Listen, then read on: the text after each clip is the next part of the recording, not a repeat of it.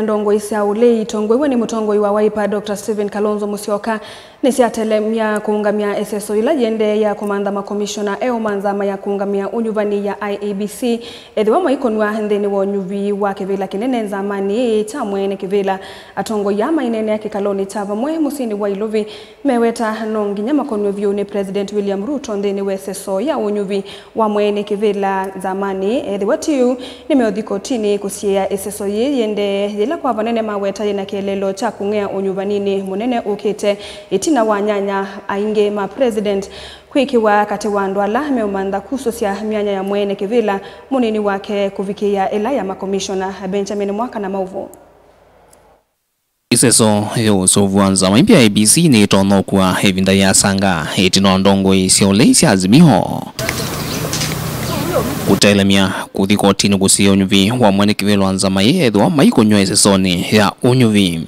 Any appointment of the chairperson or commissioners without reverting to the opposition is totally unacceptable, and we will take whatever action is available to us, legal and political.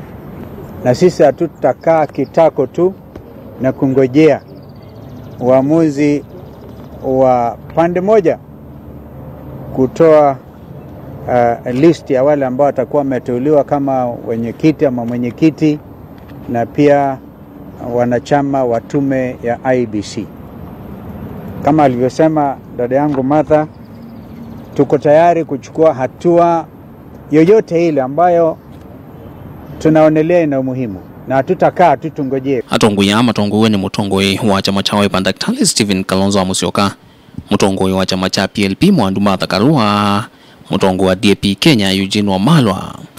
Ndene malumililia nongina medhwe na unenye na President William Ruto kukonyo unyuvi wa mwene kivila mweombe wa isitwa ya uloko wa mwana usu kutumbidwa idhanguni ya serikali. Ile ripoti ya NADCO ilikuwa clear ya kwamba mazungumzo hayo paka yawe kati ya upinzani na serikali. Kwa sasa Mheshimiwa Raila na chama chake cha ODM wameingia kwenye serikali, na yeye na Bwana Ruto wako kwa serikali ya broad based. Sisi ambao tumesalia kwa upinzani tumesimama na wananchi na Gen Z na tumesema hatutaingia serikali ya Zakayo, hatuko kwenye broad based. Kwa hivyo haiwezekani pahala tumefikia Bwana Raila na Bwana Ruto wakutane kwenye ikulu wakiwa watu wa broad based wasemezane peke yao. Hiyo itakuwa kinyume na yale maafikiano yalikuwa kule Bomas ya NADCO. We further demand that the principle of consultation and concurrence be implemented before the final appointment of the commissioners. Between Mr. Ruto and Mr. Odinga on one side and the opposition, which reflects the country's current reality. In other words, what we are saying is this: let there be consultations on one hand with Kenya Kwanza and its allies, and it's obvious ODM is an ally of Kenya Kwanza, and the opposition, which clearly, because the opposition touted in NADCO report for concurrence was the opposition in parliament. In parliament, the second largest party after ODM, which has now gone to government, is Wiper Party, led by my brother Kalonzo Musyoka. There is also the DAP-K Party and Jubilee, the wing led by Uhuru Kenyatta, the other wing having gone to KK.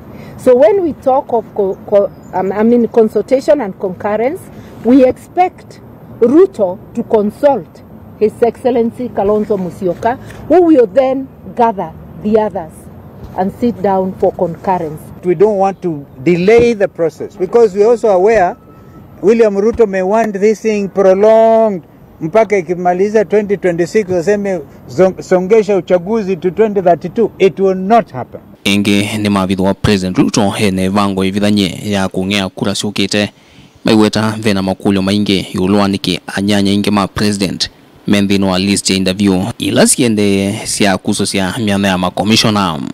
We also urge the panel not to take part in any partisan actions that may pose an existential threat to the well-being of the people of Kenya by undermining electoral justice. And electoral injustice has been a great problem in this country. The panel should only nominate persons who are beyond reproach and will carry out their functions in accordance with the Constitution of Kenya.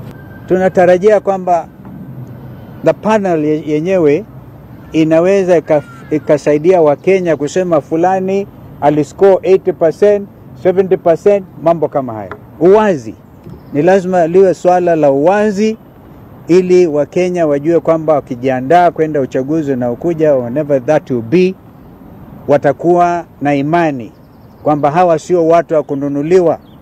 Kumbukeni yaliyofanyika 2022 when my sister was a running mate ya Raila.